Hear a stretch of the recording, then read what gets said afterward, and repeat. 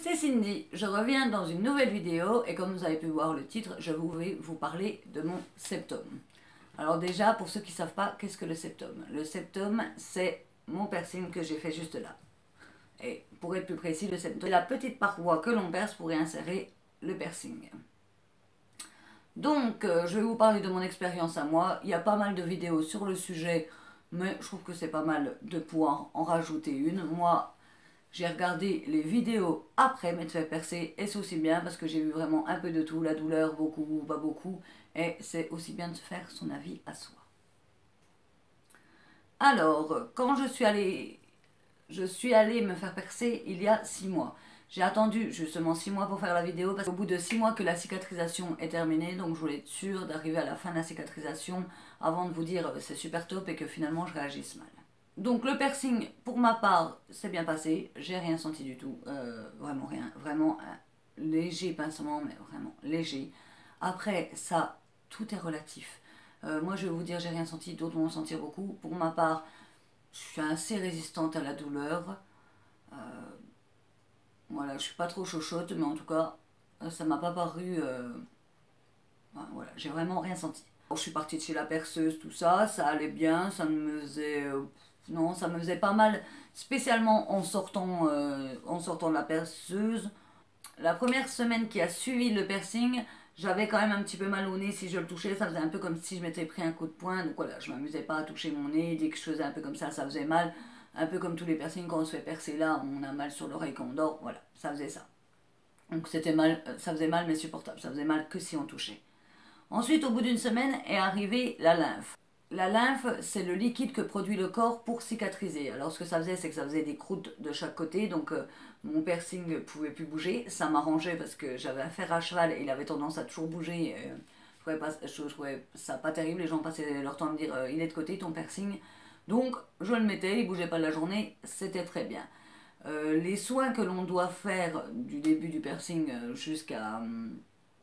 jusqu'au bout d'un mois, c'est du sérum physiologique. Donc ce que je faisais, c'est que avec un coton-tige ou même juste comme ça, je mettais du sérum physiologique pour laver le piercing. Quand la lymphe est arrivée, je continuais, mais vraiment plus avec un coton-tige pour essayer quand même d'enlever un peu les croûtes, mais en les mouillant. Il ne faut surtout pas arracher les croûtes parce que vous arrachez la croûte, ça arrache un peu de peau avec, vous arrachez, et là ça cicatrise jamais.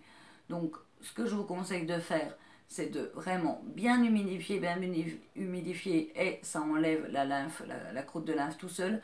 Et si vraiment vous n'y arrivez pas, moi j'avais remarqué qu'en prenant ma douche, à chaque fois ça se décoinçait parce que voilà, le chaud décollait. Donc si vous n'arrivez vraiment pas à décoller la lymphe, vous vous mettez au-dessus d'un bol d'eau chaude et la condensation fera se décoller la croûte tout doucement sans avoir à arracher. Moi j'ai pas eu besoin et voilà. Quand la lymphe est arrivée, j'avais vu pas mal de vidéos, mais très peu parlaient de ça et j'avais quand même un peu peur, je me doutais que c'était ça. Donc j'ai quand même appelé la perceuse qui m'a dit que c'était tout à fait normal, qu'il fallait pas que je m'inquiète. Elle a duré plus ou moins 2 semaines, cette lymphe, voilà, c'était pas dérangeant. Plus le temps avançait, moins j'avais mal au nez. Je crois qu'au bout de 2 semaines, j'avais plus mal du tout. Et au bout d'un mois, je suis retournée chez ma perceuse qui m'avait dit de revenir au bout d'un mois pour faire un contrôle, qui a regardé mon nez, qui a vu que la cicatrisation était parfaite, qui s'était même fait très rapidement. Et du coup, au bout d'un mois, c'était très bien. Elle m'a dit d'attendre quand même un mois de plus pour changer le piercing. J'ai attendu même un peu plus que ça. J'avais un petit fer à cheval. Ensuite, j'ai voulu changer pour un anneau tout simple, mais le perceur chez lequel je suis allée, c'était pas la même que la mienne, parce que la mienne, elle était pas libre. M'a mis un anneau avec une boule là, mais j'aimais quand même un petit peu moins bien.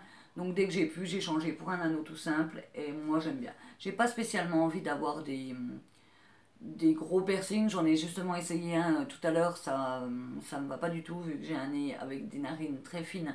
Le gros piercing, ça ressemble plus à la vache qui rit, sur moi en tout cas. Donc j'ai laissé ce petit piercing là et ça me va très bien. Donc je peux vraiment... C'est un clip, je peux l'ôter. Je pensais que j'allais galérer la première fois pour changer de piercing toute seule. Et en fait, j'ôte le piercing. Quand je le remets, moi, vu qu'il est juste là, j'ai juste à faire ça et ça rentre tout seul. J'ai même pas besoin de chercher 1 heure. Donc voilà. Donc si je devrais faire une conclusion sur ce piercing, je le regrette pas du tout.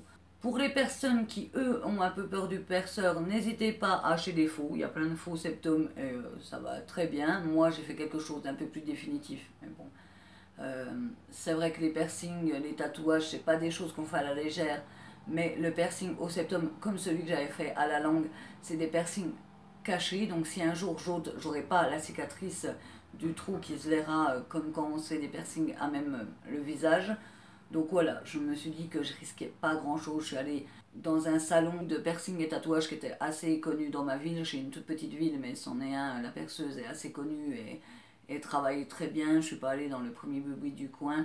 C'était vraiment très propre. Elle a tout ouvert devant moi. Elle m'a tout expliqué avant de partir. Elle m'a donné une petite feuille avec toutes les explications, ce qu'il fallait acheter, comment procéder. Donc voilà, pour ma part. Si j'ai un conseil à vous donner, c'est n'allez pas vous faire percer n'importe où et sur un coup de tête. Moi, ça faisait quand même un petit moment que j'y pensais. J'en avais parlé avec mon conjoint qui, lui, voulait pas du tout et trouvait ça pas terrible. Mais bon, c'est parce que notre conjoint ne veut pas qu'on ne le fait pas. Hein. On n'est plus en 1960. Donc voilà, ne faites pas sur un coup de tête, réfléchissez bien avant. Et pour ce qui est de la douleur et du prix, tout est relatif. Ça change d'une personne à une autre, d'une ville à une autre, donc ne vous fiez pas à ce que votre voisin dit. Il n'y a que vous qui saurez, et franchement, ça dure. Enfin, la piercing, c'est pas comme un tatouage, c'est tellement rapide qu'on n'a vraiment pas le temps de sentir la douleur qu'elle est déjà disparue.